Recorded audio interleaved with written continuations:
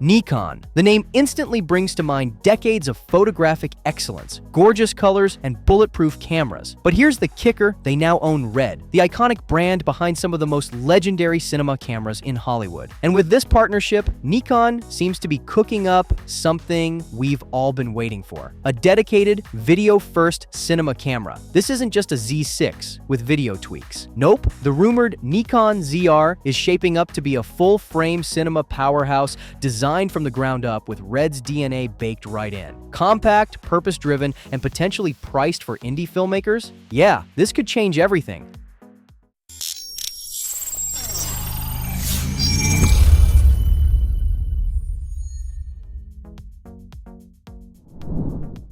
Leaks suggest the Nikon ZR is targeting a late 2025 launch, and it's going to be a very different beast from Nikon's current lineup. Think boxy, EVF-less design, more like a Red Komodo or Sony FX3 made for rigs, gimbals, and production workflows. Inside, it's rumored to use the same 24.5 megapixel partially stacked CMOS sensor from the Nikon Z6 III, fast, sharp, and battle-tested. But here's where it gets spicy. Red's color science and compression technology are reportedly making their way into the ZR.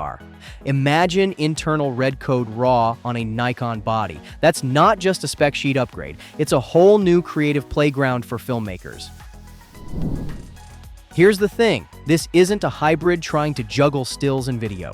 The ZR is unapologetically video first. No EVF, no unnecessary fluff. It's made for serious production environments where you're mounting external monitors, running XLR audio, and rigging up for car mounts or shoulder setups. And don't expect IBIS either. Nikon might skip in body stabilization to keep thermals in check, which honestly makes sense. On a cinema rig, you're using gimbals or tripods anyway. The priority here is reliability, performance, and beautiful footage without compromise. Let's talk codecs. If Nikon really brings Red Code RAW into play, we're talking 16-bit depth, incredible shadow recovery, and total flexibility in post. It's not just about colors. It's about creative freedom. Adjust lighting, tweak skin tones, balance highlights, all without the image falling apart. This could be the first time Red's cinematic power is accessible in a camera priced for indie filmmakers and content creators. Instead of paying $7,000 plus for a Komodo, what if you could get Red-level workflow for under $4,500? That's the dream Nikon seems to be chasing. Now, let's zoom out. Sony's FX3? Fantastic camera, but no internal RAW.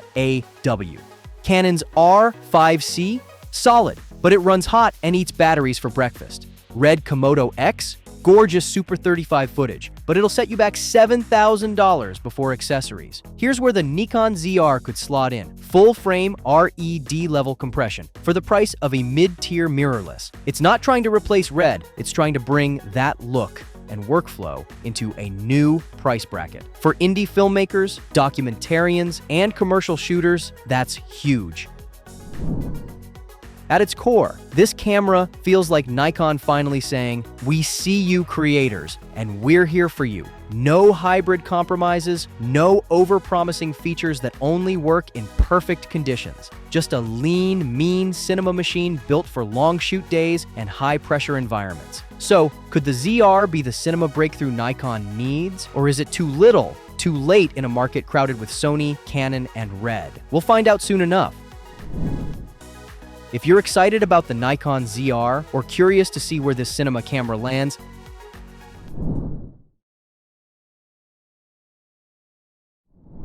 what if Nikon just gave us a secret glimpse at their next big camera without saying a word? A mysterious new model code, N2410, has just passed wireless certification. And while there's no name or image yet, one detail stands out: dual-band Wi-Fi, including 5 gigahertz. That's a serious feature, and not something you'd find on an entry-level body like the Z30. So what is it? Could this be the long-awaited Z7 III, a surprise Z9 II, or something completely unexpected? Let's dig into the clues.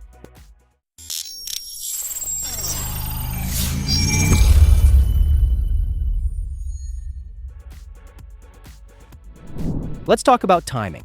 Camera life cycles, especially for entry-level models like the Z30, typically hover around 2 to 3 years. That puts us right on schedule for a refresh. While nothing is officially confirmed, we expect Nikon to announce the Z32 by Q4 of 2025 or Q1 of 2026, possibly at CES or CP+. Don't forget, Nikon usually takes about 3 months from certification to announcement. So with that camera registration already filed, the countdown could be ticking as we speak.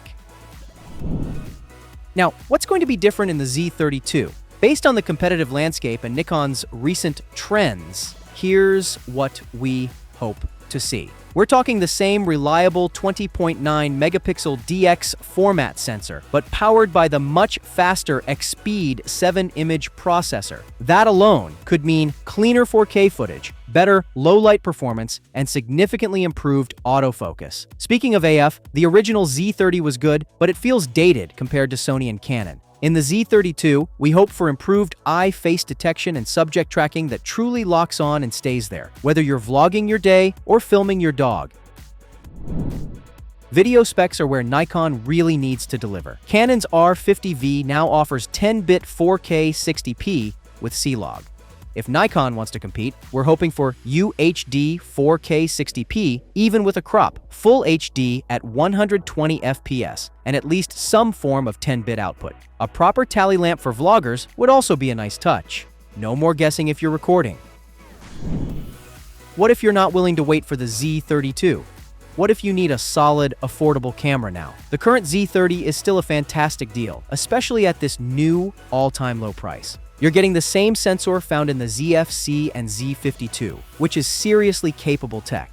The Z30 can record full HD for over 2 hours straight, perfect for long-form content. Plus, you still get 4K video, a fully articulating 3-inch touchscreen, and hybrid autofocus with eye detection. For under $600, that's more than enough to kick off a YouTube channel or level up your social content. Since the sensor performance is likely to be nearly identical in the Z32, grabbing the Z30 now is a smart move if your budget is tight. But here's where the pressure really builds. Canon and Sony aren't waiting. Canon's R50V offers competitive video specs and 10-bit color. Sony's ZVE-10 II brings excellent streaming and battery life. If Nikon doesn't act soon, the Z30 will be outpaced, outgunned, and out of mind. That's how fast the entry-level content creator market moves. Nikon has shown they can keep up. Just look at the Z5-2 and Z52 bringing high-end features. If they can translate even a slice of that into the Z32, it'll be a winner. If you're a beginner, vlogger, or just need an affordable, reliable camera, the Nikon Z30 at $596 is a solid choice. It's a great entry into the Z-mount system with strong video features. But if you want upgrades like 4K 60p, better autofocus, or 10-bit video, waiting for the Z32 might be worth it. It's a tough call, but a good problem to have. Are you grabbing the Z30 now, or holding out for the Mark II? Drop your thoughts in the comments and stay tuned for updates. Smash that like button, hit subscribe, and turn on notifications so you don't miss the latest leaks, reviews, and hands-on footage.